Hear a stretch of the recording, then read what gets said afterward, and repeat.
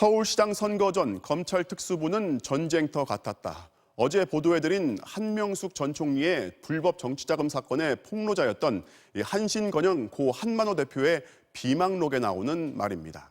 한 대표는 돈을 줬다고 증언을 했다가 번복한 이유에 대해서 검찰이 약속을 어기고 언론 플레이를 통해 선거에 개입했기 때문이라고 주장했습니다. 그렇다면 실제 당시 언론 보도가 어땠는지 장인수 기자가 취재했습니다. 이른바 한명숙 불법 정치자금 수사의 결정적인 증인이었던 한만호 대표가 수사에 협조하기 시작한 건 2010년 4월 초. 서울시장 선거 불과 2달 앞이었습니다. 한명숙 전 총리는 당시 야당이었던 민주당 후보였습니다. 한 대표는 검찰로부터 진술을 언론에 흘리지 않는다는 약속을 받았다고 합니다. 그냥 진술이 아니라 만들어진 진술이 선거에 영향을 끼치는 걸 우려했기 때문입니다. 검찰 진술 내용 언론에 제공하지 않는다는 약속에 모두 거짓 진술하고 날인해댔다. 하지만 약속은 지켜지지 않았습니다. 2010년 4월 13일 동아일보 12면에 실린 단독 기사입니다. 2007년 3월, 4월, 8월 세 차례 한 전 총리 집 찾아 9억 전달. 한만호 대표가 검찰에서 실토했다는 내용은 고스란히 제목이 됐습니다. 다음 날 문화일보. 한 전 총리에게 건넨 9억 원 중 일부를 달러화로 환전해 전달했다는 한 발 더 나간 진술이 보도됐습니다. 한만호 대표는 검찰이 여론조사 결과를 지켜보며 소위 언론질을 했다고 기록했습니다. 검찰의 언론 플레이는 마술사 수준이다.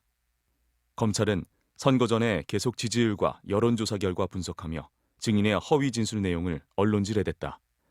당시 여론조사 결과가 20% 이상 차이가 나오자 사장님, 서울시장 선거 하나마나 아닙니까 하며 웃으며 흐뭇해했다. 실제로 한만호 대표에 대한 수사가 시작된 4월 1일부터 지방선거 전날인 6월 1일까지 한명숙 정치자금 사건 보도는 무려 700건이 넘게 쏟아졌습니다. 한 대표는 당시 서울중앙지검 특수부의 상황을 이렇게 묘사했습니다. 서울시장 선거 시작 전에는 특수부 검찰은 막 전쟁터 같았다. 서둘렀다. 연일 소환되었고 수많은 사람들이 조사를 받았다. 이 방 저 방에서 조사받는 소리가 들릴 정도였다. 2010년 6월 선거 결과는 0.6%포인트 간발의 차이, 한명숙 후보의 패배였습니다. 한 대표는 죄책감을 느꼈다고 털어놓습니다. 총리님의 서울시장 선거 결과가 왜곡되고 검찰이 언론을 통해 무차별 이미지 훼손 기사가 나올 때마다 죄책감으로 가슴속에 선혈이 터져나올 듯한 고통을 느꼈다. 한만호 대표는 6개월 뒤인 2010년 12월 20일 돈을 준 사실이 없다고 증언을 번복합니다.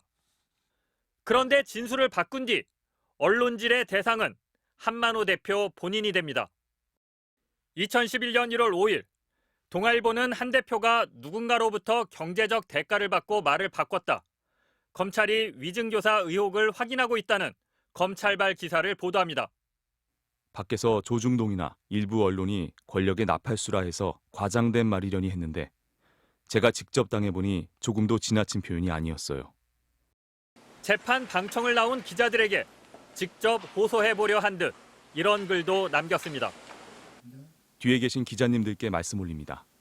검찰의 발표를 무조건 기사화하시면 당사자들의 피해가 너무 가혹하다. 대검은 2010년 서울시장 선거를 앞두고 언론 플레이를 했는가라는 MBC의 질의에 검찰에서 수사 내용을 언론에 유출한 사실은 전혀 없다고 주장했습니다. MBC 뉴스 장희수입니다.